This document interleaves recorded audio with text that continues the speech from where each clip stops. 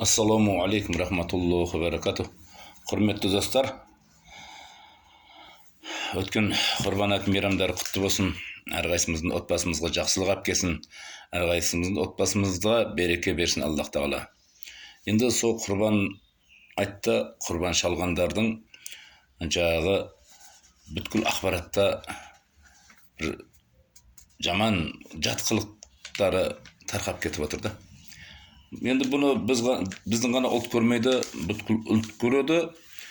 Бүткіл ұлт көргеннен кейін жағаны көргенде тек қана сөйлегі жағдайды істеп жатқан адамдар емес, соны бүткіл ұлтымызға жеркенішті көзбен қарайтын болды да. Бүткіл жаңағы дүние жүзіндегі ұлттар. Неге дегенде құрбандықты шалып жатыр. Өздеріңіз көрген шығарсыздар, енді әсіресе мына Facebook парақшаларында көп жүр. Шек шабақтардың бәрін аяқ астына тастаған, бас сирақтың бәрі аяқ астында жатыр, еттің барлығы аяқ астында жатыр, қалай болса солай сойып жатыр.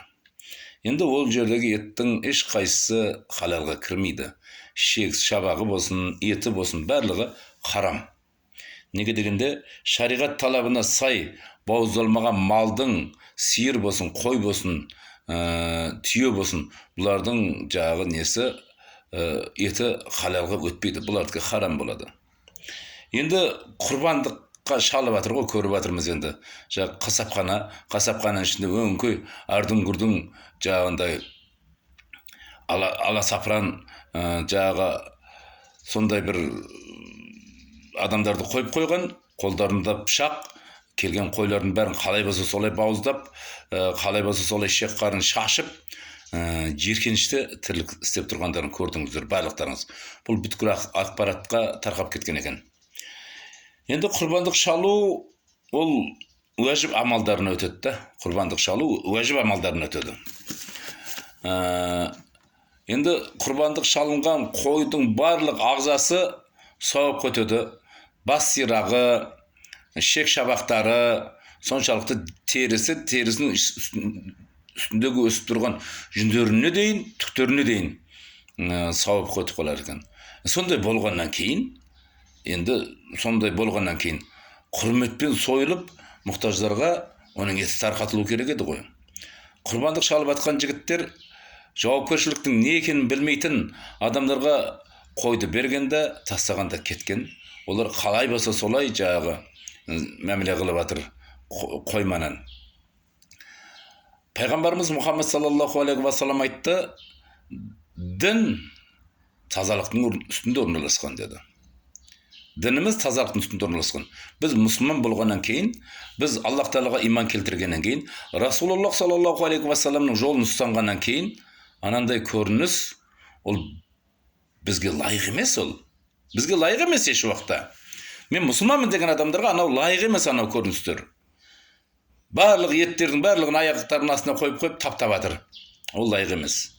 Және де ол көріністі жалғыз біздің ұлт қана көрмейді, дүние жүзіндегі ұлттар көреді. Сөйтеді, бұны істеп жатқан енді ол жерде енді қазақша сөйленіп жатыр ғой. Пакетіңді кел, анауыңды кел, мынауыңды кел деп қазақша сөйлеп жатыр. Соған қарап, бүткіл ұлтымызға жеркенішпен қарайды ғой енді бүткіл ұлттар. Бұл барлығымызды төмендетіп қойды да, енді былайша айтқан кездерде. Барлығымызды сондай бір өздері сияқты есерсоқ адамға ұқсатып қойды. Дүние жүзіне біздің жағы ата-бабамыз қандай мықты текті адамдар еді. Анау қой сойып жатқандардан бір тектілік көріп тұрғаным жоқпын. Тексіз адамдар аналар. Адамдық бір қасиет қалмаған адамдар аналарда. Сондықтан соншалықты дәрежеде Аллах Аллах Тағаланың берген ырысқысында сондай мәміле қылып тұрғандар, оларда бір адамгершілік жоқ, адамдық сипат та жоқ. Әшейін тек қана мынау түрі адам, былайша істеп жатқан істердің бәрі адамның несіне сәйкес келмейді, адамдардың мінез құлқына. Сондықтан енді келесі жылы құрбандық шалатын жігіттер болатын болса, бір қойды соя алмайсыңдар ма? Бір қойды сойып, таптен ақтай қылып, жағы бөліп мұқтаждарға апарып беру қолдан келмейді ме? Не болған сонда? Тек бір қойды соя алмаған еркек па? Қандай тірлік бұл?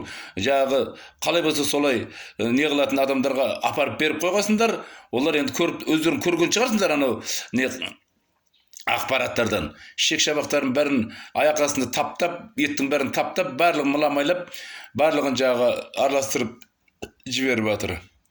Ендігі жылы бұндай болатын болса, құрбандықты әрқайсысы өздерінің есігінің алдында шалу керек. Не керегі бар қасапхана дегеннің ешқандай бір қажеті жоқ.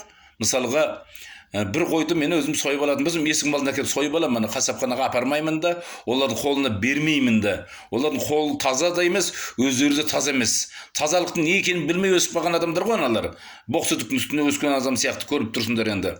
Аунап төсегіндегі жағынау бесігінде ешқандай тазаланбай, не біз соның үстінде сасып кеткендердің үстінде өсіп қалған адамдар міне жеркенші тірлікті енді қылып, мінекей бүткілімізді жағы бүткіл дүние жүзіне жайып позор қылып тұр енді. Ал енді тағы да айта кетеміз, шариғат талабына сай бауыздалмаған қай бір мал болса да, оның еті харам болады. Шариғат талабына сай бауыздалмаған малдың еті ол харам болады, жеуге болмайды. Пайғамбарымыз Мұхаммад саллаллаху алейхи вассалам бір кісі малды бауыздап жатқан кездерде айтты. Ол малдың аяғын байлап қойып пышақ қайрап отқан еді. Сен бір емес, екі рет өлтірдің деді.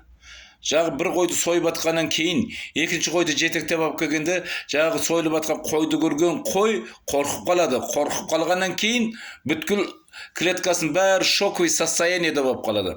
Сол шоковый состояниеде болған халде оны бауыздалып кетеді, ол сойылып кетеді, еттердің бәрі шоковый состояние болып қалады, клеткасын барлығы. Содан ол етті жеген адам түрлі ауруларға жолығады. Міне, шариғатымыз сондықтан да пайғамбарымыз Мұхаммад саллаллаху алейхи вассалам мал сойса да, не сойса да шариғат талабына сай союын біздерге бұйырған. Енді пайғамбарымыз Мұхаммад саллаллаху алейхи вассаламның бұйрығына бойсұнбағаннан кейін, енді ана жердегі тұрысы жеркенішті тұрыс, қасапхананың ішіндегі әрбір қой сойып атқандардың іс-әрекеттерінің барлығы біздерге жеркенішті көрді. Жалғыз маған емес, кім көрсе де ананы жеркенеді. Ана жерден ет жеу былай тұрсын, жанында тұрсаң ана жерде құсып қоясың. Сондай жаман жеркенішті қылықтарды істеп тұрғандарын көрдіңіздер. Сондықтан құрметті жағындай құрбандыққа мал шалушылар, ондайларға жол бермеңдер. Есіктің алдына апарып, бір қойды өзіңіз ғана сойып қоймайсыз ба? Неге оларға өткізу керек? Неге оларға беру керек? Көрдіңіздер ғой енді. Бүткіл ақпаратта тарқалып кетті ғой, көрген шығарсыздар өздеріңізді. Мен енді оны тура көрмеймін. Қазір енді біздің ұлтымызды бүткіл ұлттар жағы қылықты көріп, жағалардың істеп атқан істерін көріп, бізге жеркеніш көзбен қарайтын болды. Өте ұят нәрсе болып қалды да, ұят нәрсе. Дүние жүзіне тарқап кетті жағы нәрсе.